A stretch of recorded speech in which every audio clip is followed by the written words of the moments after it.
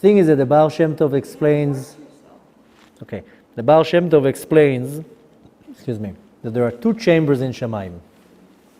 Chambers of purity and chambers of impurity. Hechalot Tumah, Hechalot Kedusha. And imagine a person now sits in the hospital like that, has an IV to this hand and one IV to this hand. Here he's getting his vitamins, here he's getting his minerals. If you put now poison in one of the IVs, then that's what's going to go into his body. So you have an option to connect yourself to the IV of the chambers of purity, or to connect yourself to the IV of the chambers of impurity. Now, if now comes a thought in your mind, and your thought tells you, hey, there's a great lecture tonight, let's make it. You know that thought came from a chamber of purity. But then you have a thought, something bad about another person. If you now stop yourself and you analyze the situation, right away you can analyze, okay, this thought just now came from a chamber of impurity. Now the first 2-3 seconds, it's not your thought. The first 2 or 3 seconds of your thought, or you look at something, it's not you. Because our soul gets dressed into garments. We know of 3 major garments: thought, speech, and action. Machshava, dibur, v'maaseh. Your soul gets dressed in it because your soul can't interact in this world. It's too holy. And even when it's in the body, it can't move the body because it's it's a spiritual being. How can it move a body? How can it interact in this world? Soul doesn't have eyes. The soul doesn't have the tools that we has. So it gets dressed into garments. One garment is thought, one garment is speech, and one garment is action. And each garment is built from many, many other garments. And with this garment, it's like a puppet. So you put your hand in a puppet, then you move your pinky toe or your little toe, so the hand of the puppet moves. You move your thumb, the other hand of the puppet moves. So your soul moves in your body and it maneuvers you. So thoughts, speech, and actions sometimes are your thoughts, sometimes they're not even yours at all. That's why when suddenly you have a bad thought about somebody, first 2 or 3 seconds of the thought, it's not even your thoughts. It's some type of an impure garment that your soul is dressed in, and it's coming down and you think it's yours. Now if you know how to stop it right away, then you say, okay, these thoughts are not coming from an impure place, they're not even my thoughts. And you have to make yourself stop it. Now how you start to not even have these thoughts, there's an Inyan in the Torah that it says, Kadesh et atzmecha b'mutar lecha. Sanctify yourself with things that you are permitted. So the Torah tells you can't do this, and you can't do that, and you have to do this, and you have to do that. Okay, black and white, pretty simple. But then the Torah comes and tells you, you want to go one step higher, then you sanctify yourself with things that you are permitted. And I'll give you an example. You're allowed to eat. There's no prohibition to eat. You can eat as much as you want. But if you eat during the week, because every second you want another cookie and another ice cream and another this, and you're constantly indulging on this food, so you're not sanctifying yourself where you are permitted. So our sages tell you, sanctify yourself where you're permitted, because eating during the week is not a mitzvah. You want to eat all these good things on Shabbat. Shabbat you eat all the cakes and the cookies and wherever, indulge on Shabbat. During the week, the minimum of the minimum. Now it might sound to a person, okay, big deal, you're telling me not to have cakes during the week? Yeah, when you sanctify yourself where you are permitted, that's where you are refining your levushim, your spiritual garments. And I give you one example with eating. It's with many, many different things. Many, many different things that you can sanctify yourself. You're saying, okay, I can have it. It's no prohibition, it's no sin. But I'm not. I'm making myself more holy. And on Shabbat I'll enjoy it. On Shabbat it's a mitzvah to eat. On Shabbat it's a mitzvah to wear beautiful clothes. On Shabbat it's a mitzvah for the husband and wife to be together. On Shabbat everything is a mitzvah. During the week it's not a mitzvah. During the week you have to do it l'shem shamayim. So you eat l'shem shamayim, for the sake of heaven. You sleep l'shem shamayim. The more you do l'shem shamayim, the more you sanctify yourself with what you are permitted. You are dressing your neshama with holy garments, which will by default manifest to the point that your actions are holier, your thoughts are holier, your speech is holy. So you get upset. Most people, they get upset. Somebody cuts them in the street. Right away, they throw out a word out of their mouth, not a nice word. Why? Why do you say that? It didn't come from you. It's the garments that your soul is dressed in are dirty. So your thought is not 100% clean.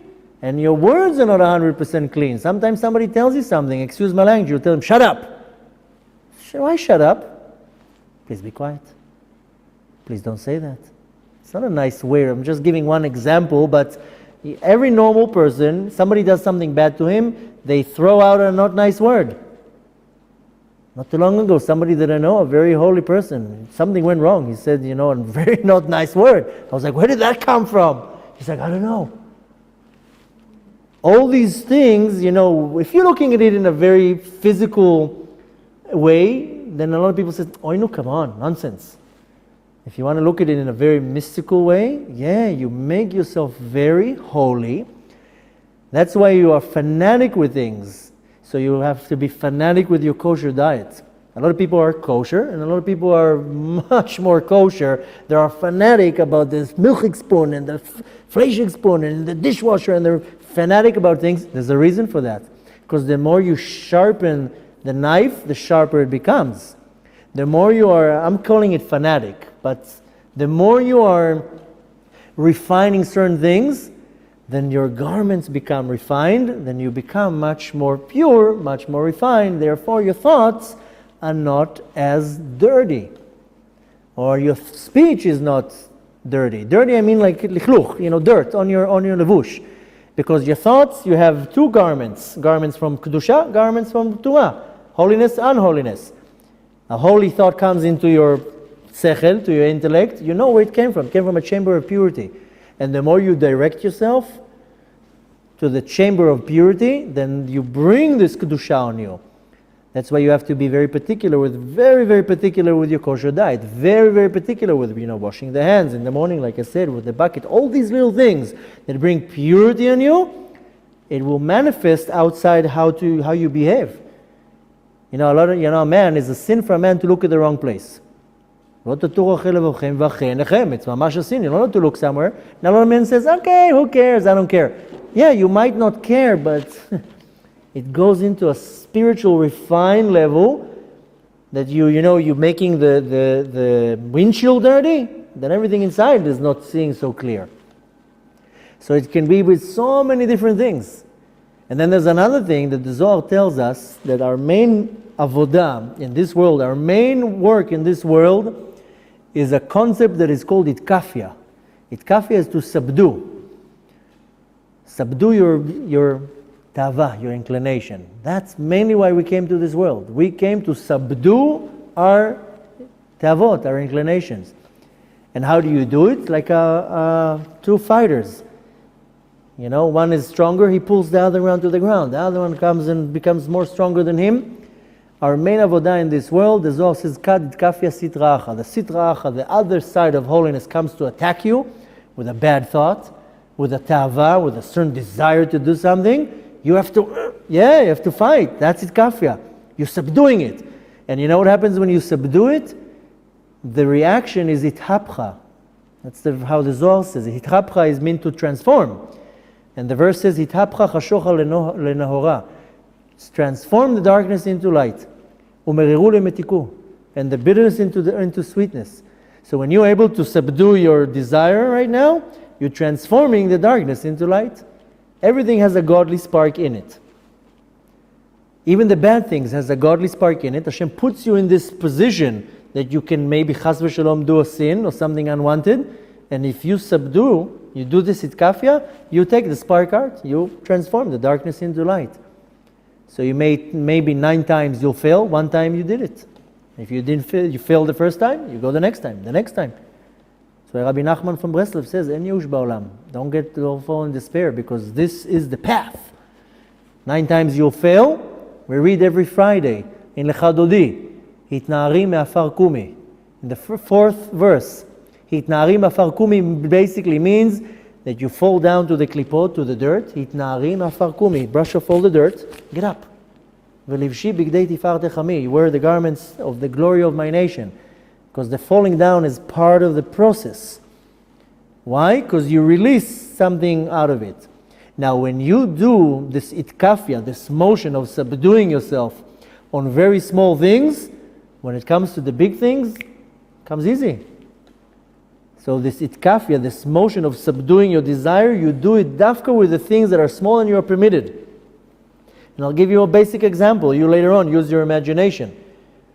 I love coffee. Crazy about coffee. Technically, I can have 50 cups of coffee a day. There's no sin in it. There's nothing wrong with it. It doesn't say in the Torah I can't have coffee.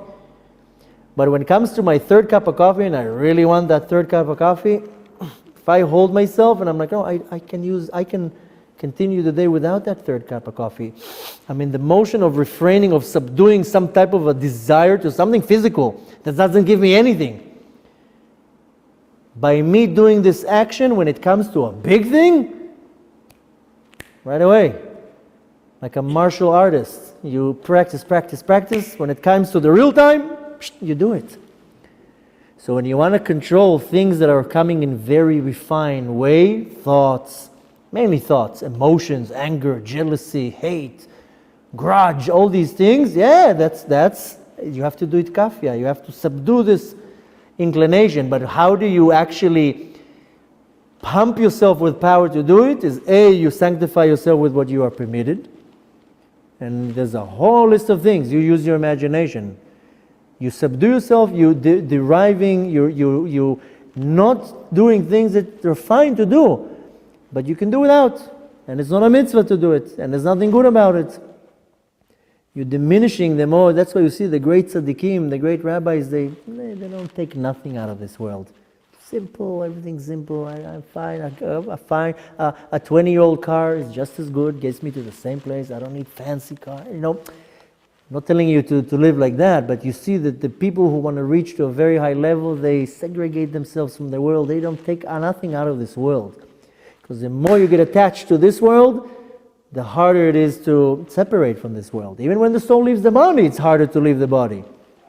The first 30 days, the Nefesh is next to the body. It's hard for the Nefesh to leave. It sees everything, it recognizes everything. Even bad habits, it says it hurts the Nefesh, not the neshama. There's 5 levels in our neshama. The nefesh, which is the lowest part of the nefesh, it actually suffers from bad habits it has in this world. Smoking, things like this. It's hard for the nefesh. It needs it. It's got attached.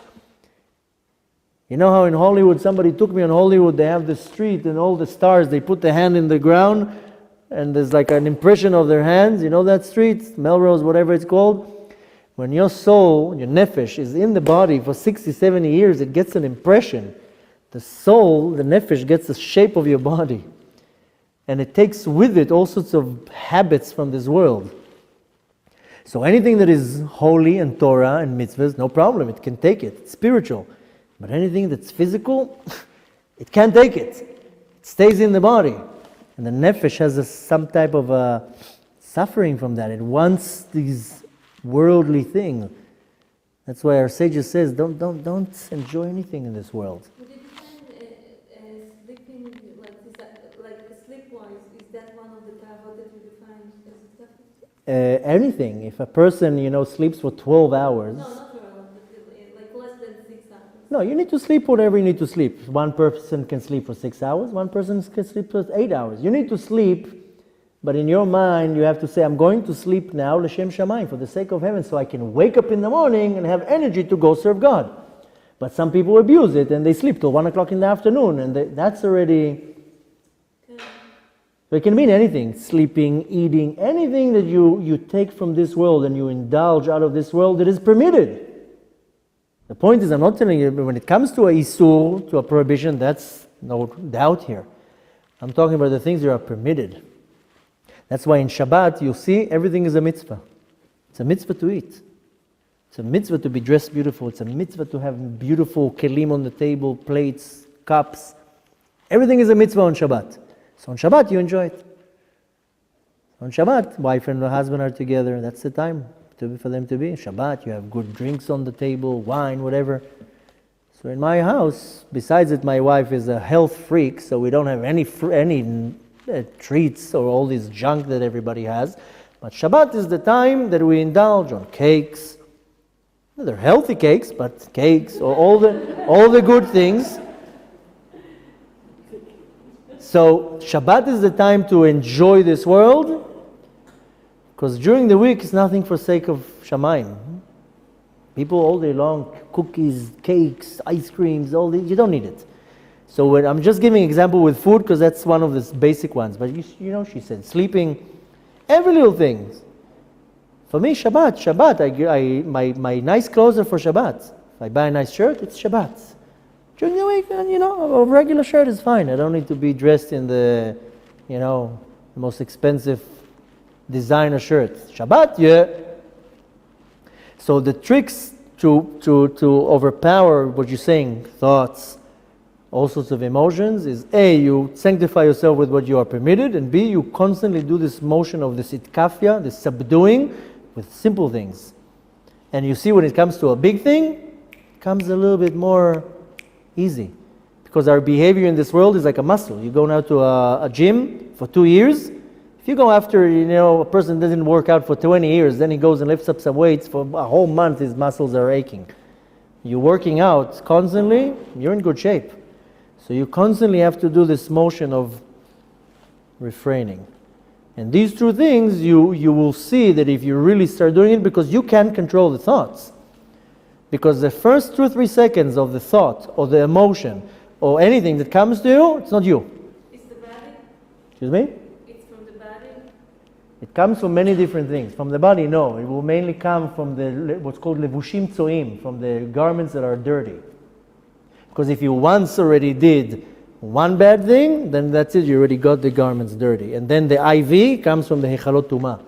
And the more a person connects himself to these chambers of impurity, and the thoughts will be impure, and the speech will be impure, and the action will be impure. It doesn't mean the person is bad. The person can be a very nice person. But you know, something happens and right away this jealousy emotion is burning inside of him. Why are you jealous? Why are you angry? Why are you upset? It's all these little things, that's what you really want to clean yourself. This is where you're really cleaning the nefesh, because your soul is 100% perfect. Neshama shenatata bi tehorai. It's perfect. People think that you come back to this world to fix your soul. Nothing's wrong with your soul. What you come here into this world is to refine your nefesh and your body. Neshama is a total different thing. Neshama just gets stressed a little bit into the body and it kind of maneuvers the body. So you practice these two things, you'll see that by default, you're reducing these emotions and thoughts. And yes, you have to fight the thoughts. You have to catch yourself and say, no, I don't want to think this right now. Can I think that Hashem is sending me the thought? He wants me To stop it. Yeah. Yeah. Yes. The thing is that the first few seconds, it's not your thought. If you're starting to indulge on the thought, that's where you have a problem.